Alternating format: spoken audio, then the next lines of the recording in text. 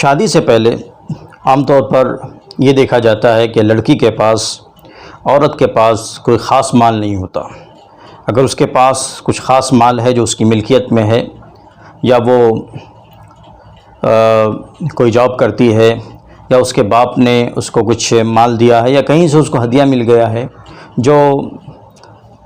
زکوٰۃ کے نصاب کو پہنچ رہا ہے، اور اس پر سال گزر جاتا ہے، اس کی ضروریات سے زائد ہے، قرض سے پاک ہے، تب تو اس پر زکوٰۃ واجب ہو جاتی ہے، زکوٰۃ اس کو نکالنا ضروری ہوگا۔ لیکن عام طور پر ہوتا یہ ہے کہ شادی سے پہلے اتنا مال لڑکیوں کے پاس، عورتوں کے پاس نہیں ہوتا ہے، لیکن جب ان کی شادی ہو جاتی ہے تو ہندوستان میں اور پاکستان میں عام طور پہ لڑکیوں کو زیورات دیے جاتے ہیں، جو گھر کی طرف سے دیے جاتے ہیں،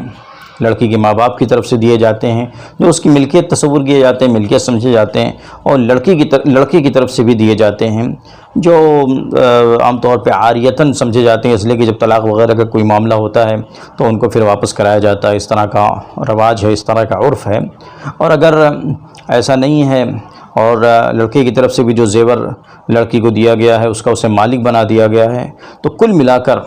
عام طور پر شادی کے بعد عورتوں کے پاس اتنے زیورات آ جاتے ہیں، اتنا زیور آ جاتا ہے سونے اور چاندی کا، اور کچھ اتنی رقم آ جاتی ہے کہ کل ملا کر ان کے پاس 52.5 تولہ چاندی، جو آج کی ڈیٹ میں 46-47 ہزار روپے بن رہی ہے، 52.5 تولہ چاندی کی جو قیمت بن رہی ہے وہ 46-47 ہزار کے پیٹے میں بن رہی ہے۔ تو اتنی رقم کا 52.5 تولہ چاندی کی رقم کا زیور کل ملا کر اور مال وغیرہ ملا کر، پیسے ہیں یا چاندی ہے، سونا، سب ملا کر 52.5 تولہ چاندی کا جو نصاب ہے اور جس کی قیمت آج کی ڈیٹ میں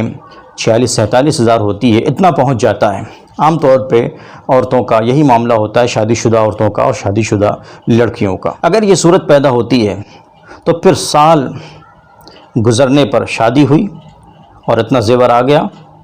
اتنے پیسے اس کے پاس ہیں، اتنی چیزیں اس کے پاس ہیں کہ 52.5 تولہ چاندی کا نصاب پورا ہو جاتا ہے، یعنی 46-47 ہزار کی رقم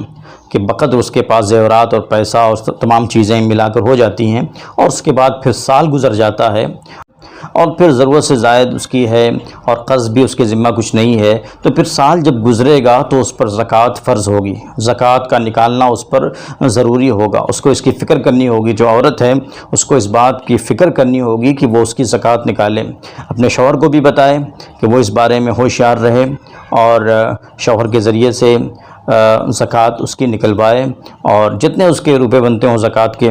وہ ادا کرنا ایک عورت پر ضروری ہوگا۔ تو اس طرح